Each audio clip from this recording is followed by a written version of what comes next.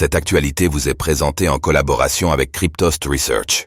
Ayez un temps d'avance sur le marché crypto en rejoignant notre communauté premium.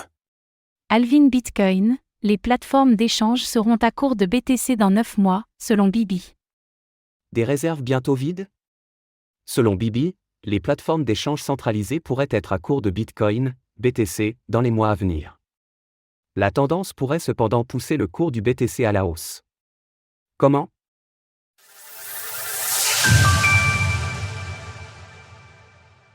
Les plateformes d'échange à court de Bitcoin? Alors que Bitcoin, BTC, peine à se remettre de sa chute de ce week-end, l'intérêt pour la plus grande crypto-monnaie ne semble pas entamé. À l'approche de son halving, les plateformes d'échange voient les BTC quitter leur coffre. C'est un signe largement considéré comme positif, cela suggère que les investisseurs rapatrient leurs fonds, afin de le stocker dans des portefeuilles plus froids, et donc qu'ils patientent avant une hausse. Mais les réserves des échanges ne sont bien sûr pas infinies. Et au rythme actuel, celles-ci pourraient arriver au bout. Selon un rapport de Bibi, paru cette semaine, si l'on se base sur les tendances actuelles, les exchanges pourraient être à court de Bitcoin dans 9 mois.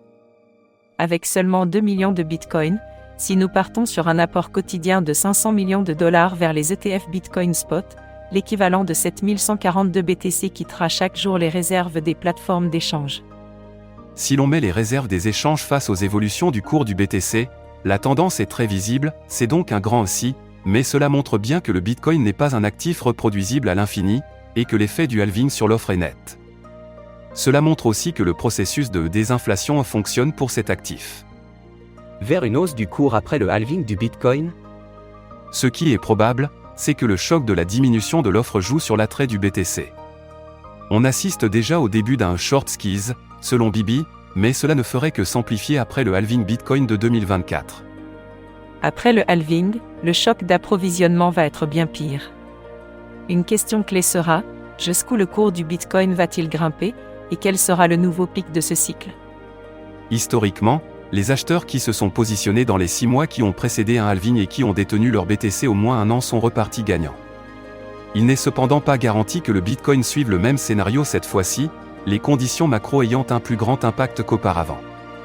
Source: Bibi, CryptoCamp. Retrouvez toutes les actualités crypto sur le site cryptost.fr.